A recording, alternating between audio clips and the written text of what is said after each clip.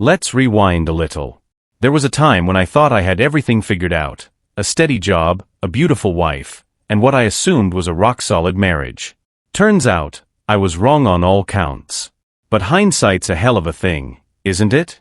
I'm 32, married to a 30-year-old woman who could sell ice to an Eskimo and make him believe it was his idea. We've been together for 5 years. At first, it was great. We were equals, or so I thought. I worked my way up the ranks in coding, starting with jobs so bad they made me fantasize about retirement at 25. My wife, on the other hand, waltzed into management with her graduate degree and made it clear she saw middle management as a noble calling. To me, they were the sworn enemies of developers everywhere, peddling unrealistic deadlines and bottlenecking progress. She didn't see it that way. "He sees things you don't," she'd say about my manager, as though I was complaining about a magical wizard instead of a guy whose primary skill was passing the buck. I stopped telling her about work. Less talking, less fighting. That became a theme, by the way. We managed to keep the peace, though. At least for the first few years. Then came 2020 and the work-from-home shift that forced us to share not just space but philosophies. My philosophy was simple: act like you're at work, even if you're at home. I'd suit up every day, even though I hated ties, just to get in the zone. She, on the other hand, adopted what I'll generously call a lounge chic aesthetic: sweats, t-shirts, and occasionally yelling into Zoom meetings while juggling Candy Crush between emails. I chalked it up to differences in style. But as the months dragged on, so did the excuses. "We see each other all day" became her reason for brushing off date nights. Hobbies? Forgotten. Conversations? Reduced to grunts and obligatory ahas. I figured it was the stress of the pandemic, not the slow disintegration of our marriage. I was wrong about that too. It was when her company reopened partially that the real shift happened. She volunteered to go back, practically sprinting out the door. I didn't blame her. I missed office life too. But she started staying late. Drinks with co-workers became a regular thing. When I asked about it, she got defensive, almost like she had something to hide. But she had always been private, so I let it slide. Stupid, I know. Then came the iPad. She handed it to me one Saturday with a casual, "Can you wipe this?" I'm giving it to my niece. She might as well have handed me a loaded gun and dared me to pull the trigger. Normally, I would have just factory reset the thing, no questions asked. But something, call it instinct, call it the voice of every betrayed husband in history, made me check. I opened her messaging app. And there it was, a digital scrapbook of betrayal. Texts. Photos. Videos. Her and her boss, playing the starring roles in a drama I hadn't even auditioned for. It hit me like a brick to the chest. The blood drained from my face, leaving me cold and detached. If you've ever seen a heart monitor flatline in a movie, you get the idea. The pictures were damning, nothing explicit, but explicit enough. The texts were worse. Every emoji, every pet name, every "can't wait to see you" was a dagger. The videos? Salt in the wound. But here's the thing, I didn't confront her. Not yet. Instead, I did what any self-respecting coder would do. I backed up everything to my private cloud storage. Then I started looking for lawyers. After finding the messages, I became cold, detached. Like someone else had hijacked my brain and body, leaving me to watch from the sidelines. While she was out hanging with coworkers screwing her boss, I was running reconnaissance. The lawyer was my first call. The guy came highly recommended, shark in the courtroom, cool as a cucumber in person. I laid out what I'd found, and his response was as dry as burnt toast. "You've got leverage," he said, scrolling through the damning photos and messages on my phone like he was reviewing tax documents. "But if you want this to work in your favor, you'll need more. Judges love airtight cases. Get a private investigator. Gather everything you can, but keep quiet. Do not, under any circumstances, tip her off. Keep quiet." Sure. Easier said than done. The next few weeks were a lesson in self-control. I hired the PI he recommended, and the guy was thorough. He got photos, videos, timestamps, the works. Meanwhile, I kept playing the part of the oblivious husband. I smiled when she walked in late, claimed I didn't mind sleeping in separate rooms, and even faked interest when she threw some half-hearted excuse about work-life balance my way. Every time she brushed past me, her perfume in the air, I thought about the texts. Every laugh at the dinner table replayed her laughing with him in my mind. I kept my poker face, but inside, I was a storm bottled in glass. The PI worked fast. Within weeks, I had what could only be described as a slam dunk, her boss and her together in a car, holding hands at a bar, entering his place late at night. She wasn't just having an affair, she was flaunting it, confident I'd never find out. Meanwhile, the bedroom was a Siberian wasteland. Dead. Cold. Frozen over. If she noticed the shift in my behavior, she didn't say a word. Maybe she thought I wouldn't dare confront her, or maybe she didn't care. Either way, it didn't matter. I was a man on a mission. My lawyer called me a few days ago. "We're ready," he said. "The papers are good to go. Now we just need to serve her." Simple, right? Except the fire that had been simmering under all that ice was ready to erupt. That night, she came home late again. She breezed past me with barely a glance, dropped her purse on the counter, and mumbled something about being tired. I don't remember what I said. Hell, I barely remember the conversation, but it was enough to snap something in me. "I hope screwing your boss was worth it," I said. She froze mid-step, her hand still on the kitchen chair. For a second, I thought she might deny it, play dumb. But she didn't. Instead she turned to me, her face twisting into something meaner, uglier than I'd ever seen. "Oh, so you finally figured it out," she said, her voice dripping with venom. And just like that, the gloves were off. She didn't apologize. She didn't explain. What she did do was launch into a tirade about how I was emotionally unavailable and boring. She accused me of lounging around all day, conveniently ignoring the fact that my paycheck was funding 90% of our life.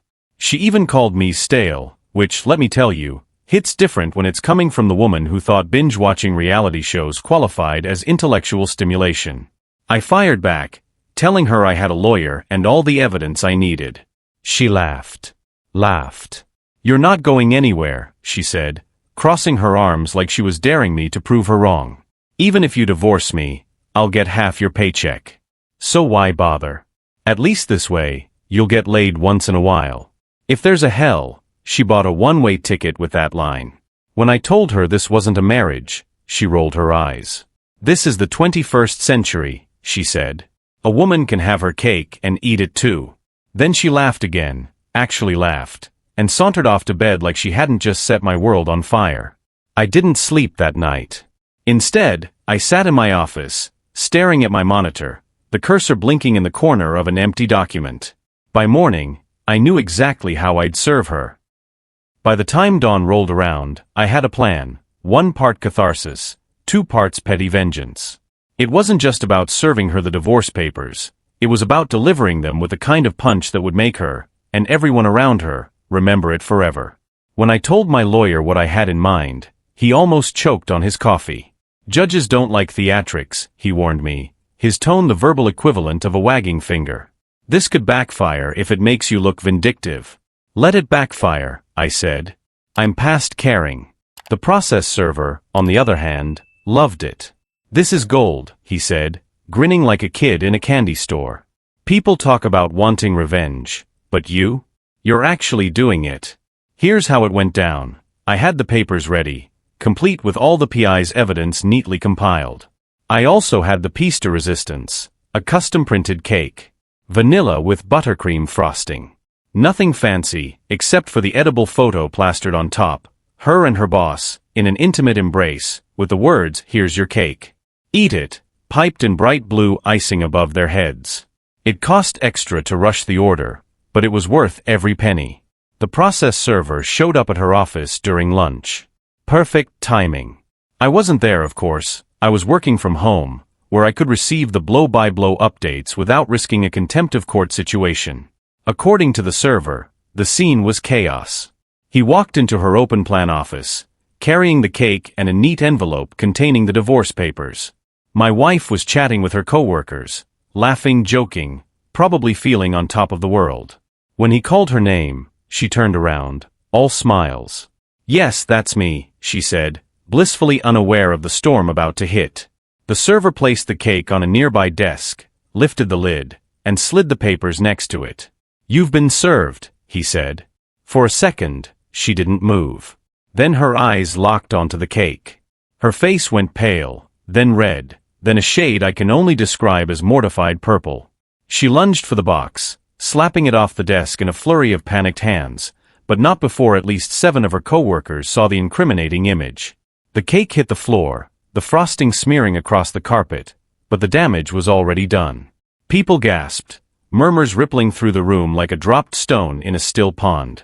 One of her co-workers, the kind who thrives on drama, apparently said, "Wow, is that you?"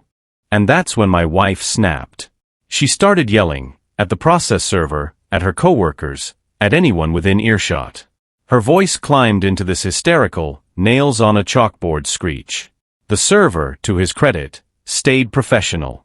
He grabbed a quick photo of the aftermath, for documentation purposes, of course, and hightailed it out of there. My phone blew up within minutes. Calls, texts, voicemails, all from her. I didn't answer a single one. By the time her mother texted me, I was sipping coffee and enjoying the relative peace of my home office. The message was short and to the point. She's staying with me for now. I don't know what happened, but I think you should talk to her. Talk? After everything she said, after what she did. No thanks. I forwarded the text to my lawyer, who replied with a thumbs-up emoji and a note saying the divorce filing would proceed as planned. As for my wife, I assume she spent the evening trying to scrub frosting out of her reputation. By the next day, the fallout from Cakegate was in full swing. Her texts escalated from angry tirades to desperate pleas, each one pinging on my phone like the world's least effective guilt trip. How could you humiliate me like this? We need to talk. Please. You've ruined everything, you petty asshole. Ah, the sweet symphony of panic. For someone who didn't seem to care about our marriage, she sure cared a lot about the perception of it now. But here's the thing, I didn't feel bad. Not even a little. If anything, I felt like I just crossed the finish line of a marathon I hadn't trained for, but somehow won anyway. Still, I wasn't naive enough to think the drama was over. My lawyer warned me, now's when things get messy. Expect blowback. He wasn't wrong. That afternoon, I got a call from her boss. Listen, he started, trying to sound calm but with an edge of panic in his voice. I don't think what you did was appropriate. Neither is screwing a married employee, I shot back. He stammered for a second before switching tactics. If this gets out, it could damage both of our reputations. I think we can agree to keep this private. I almost laughed. Oh, we're all about agreements now, are we? You didn't seem too worried about reputations when you were sending her heart emojis and booking hotel rooms. His tone shifted, the fake diplomacy cracking. You've made your point. Let's be reasonable. Reasonable left the building the moment you stepped into my marriage, I said, hanging up before he could respond. Later, I found out from the PI that the company was already aware of the affair. Apparently, HR got wind of it when one of her co-workers reported the scene from the cake delivery. Word travels fast in an office, especially when it's frosted. Meanwhile, her mother started trying to play peacemaker. You're acting like a child, she said during one of her many unsolicited phone calls. Marriage is about compromise. You shouldn't throw everything away over one mistake. Funny, I replied. I don't recall her compromising when she decided to sleep with her boss. That's not fair. She's under a lot of stress, she snapped back, like that somehow made it okay. I ended the call before I said something I couldn't take back. Then there was my wife, or rather, my soon-to-be ex-wife. She finally worked up the courage to show up at the house. I was in my office when I heard her come in, heels clicking against the hardwood floor. She stopped outside the door and knocked softly. "Can we talk?" she said, her voice a mix of exhaustion and forced sweetness. I opened the door but didn't step aside. What's there to talk about? The cake said it all. Her eyes flared with anger, but she quickly masked it. You've made your point. I'm sorry, okay? I made a mistake. But you can't just throw 5 years away because of one bad decision. One bad decision? I repeated, my tone colder than a January morning. This wasn't an accident. You didn't trip and fall into his lap. You planned it. You lied. You laughed in my face. I was lonely, she said, as if that explained everything. You're still lonely, I replied, shutting the door in her face. The divorce was finalized faster than I expected, thanks to the mountain of evidence I'd collected. We live in an at-fault state, which meant the affair cost her more than just her dignity. She tried to fight for alimony, but the judge didn't bite. Instead, she walked away with nothing but her own salary, and a reputation that was in tatters. Her boss? He resigned shortly after HR concluded their investigation. From what I heard, his wife didn't take kindly to the situation either. As for me, I walked away clean. No financial obligations, no messy settlements. Just freedom. Sometimes, people ask me if I regret the cake. If maybe I went too far. Here's my answer: no. It wasn't just about revenge.